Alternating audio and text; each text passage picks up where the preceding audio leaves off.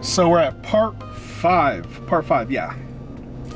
And I remember I left you guys off with, I fell off pretty hard again. Now let's elaborate on that. Now when I fell off, how this happened was I started dating this girl, you know, I was into fitness and all that, you know, all that stuff.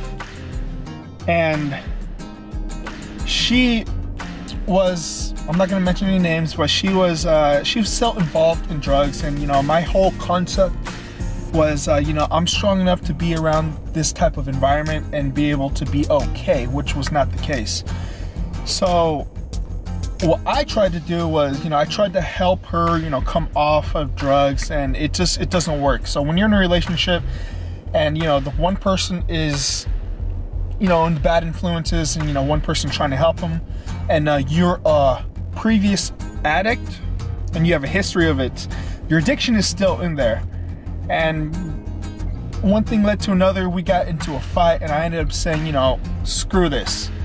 And I ended up saying, like, I ended up just, again, falling off and getting high again. So in this duration of time, yeah, I started getting high again. I fell off course pretty hard. And there's a lot of interesting stories in the time elapsed that I was, you know, fell off again. So eventually, long story short, that relationship didn't work out well. Drug relationships don't work out.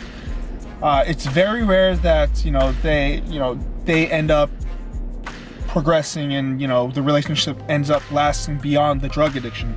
It never really works. At least in my history, never really worked with any women that I was with. So in this whole duration time, I was actually, you know, in drugs. There was a lot of weird stories. If you can learn anything from these mistakes, just learn from my mistakes. And I'd done some pretty stupid stuff.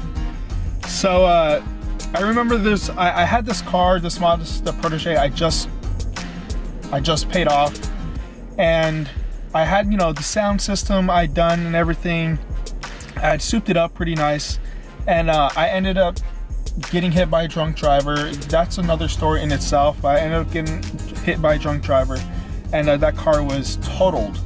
So I was in search for a car, and I had a friend that was an ex-Nissan dealership salesman. So I had all this money, accumulated all this money, not going to say how, but there was just a point where, there was actually several points where just I had a good amount of money. And I don't know if you guys are on my Instagram. I have a picture of my old car, which was a 350Z, and I was really stupid about buying this car.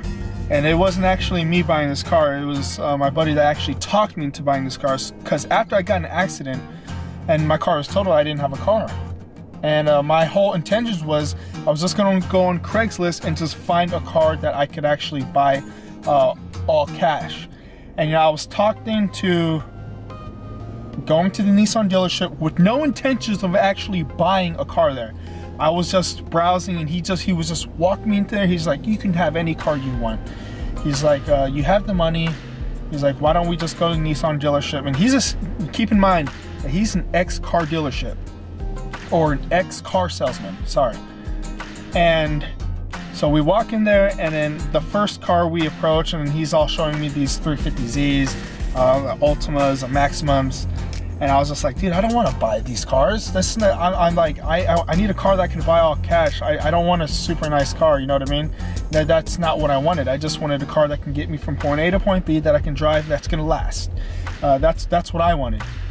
And I remember I walked into a 350Z, and then automatically they're like, oh yeah, why don't we take it for a spin? And I jumped in there, I liked it. We drove around for a little bit, and I was like, wow, and it was a stick shift. I was like, this is cool, but this is not something I want to buy. This is like, you know, I think it was like $25,000 at the time. And you know, when you finance for it and all the interests add up, it like ends up being like, I don't know, 35 or probably even more, depending on how much you put down. But so we left, and then they told me, you know, we didn't leave actually. I talked to the person, and then, you know, my friend said, he's like, I can get you this car. He's like, all you have to do is drop 10,000. I was like, I don't want to do that, because then if I drop 10,000, I didn't have the credit to be able to buy that car. He told me, he's like, I can put it under my name, and then it'll be under my name. You just put the cash, and then it'll be your car. Just if you mess up, then he's gonna take the car back. Which I was stupid. You know, when your judgment is clouded from, you know, all the drugs you're on, and you know you want to be that person in a nice car, nice whip, and it was cool. It was a really like, I had a good image with it, but I just didn't. I knew that, you know, what I was into and my surroundings, I was going to mess up eventually. And somehow one thing led to another. I remember that, you know, we had almost signed everything, and then I hadn't made the full payment yet. And the day before I made the whole payment, the girl that I was dating at the time told me this is a stupid idea, which it was a stupid idea. So I ripped up all the papers, you know, and the car salesman dude, being an ex-car salesman, got into my ear and started talking to me. He's like, he's like, just, you can do it, dude. He's like, I already put all this time and effort into it. You have the money, just do it. And I was like, I know I'm gonna mess up. And one thing led to another, and I ended up, you know, putting less than 10,000, because if you put anything more than 10,000, they have to have proof that you bought the car. And they told me if I put anything more than 10,000, that then I guess you get flagged or something. You have to have a reason to have all the money, and I didn't have a reason to have all the money because I got the money from X sources, which I can't elaborate on. So I ended up getting the car, and I had it for a while. You know, being in the lifestyle I was involved in at this time, I messed up. You know, and then we had an ongoing battle. It was like, oh, I'm gonna take the car back, and this is something that I knew that was gonna happen. And I had it for several months. I was making payments. You know, I messed up one payment, and the craziest story happened. So I'm at this one guy's house, and I have the car parked out front, and I'm already sketched out because he has all these crazy people looking for me. And I'm in one of my buddy's room, and I'm sitting there doing whatever. And I remember two people walked in, and this one of the people that I actually knew, and you know, I thought he was my buddy, you know. And this is what this like kind of world consists of. You know, you get stabbed in the back, you get like, you have no real friends because money talks for people. And one moment your friend can be your best bud, and the next minute, you know, he's robbing you for everything you got. So I'm sitting there, and I say, oh, what's up, you know, and you know, he's blah blah blah, and he's kind of acting weird, and he's with this Hispanic dude, and I'm like all sketched out, you know, because again, I'm on drugs, and you know what meth does is kind of make you paranoid 24/7, which is something I don't understand why people enjoy it, but I do, because the addiction. And he said, I need to talk to you. And then I had right next to me like an airsoft pistol or something like that, and it wasn't a real gun, it was an airsoft gun. And the Hispanic dude grabs it, and he sticks it in his back pocket. I was like, what the hell? And then you know, keep in mind, you know, I missed the payment on that 350Z.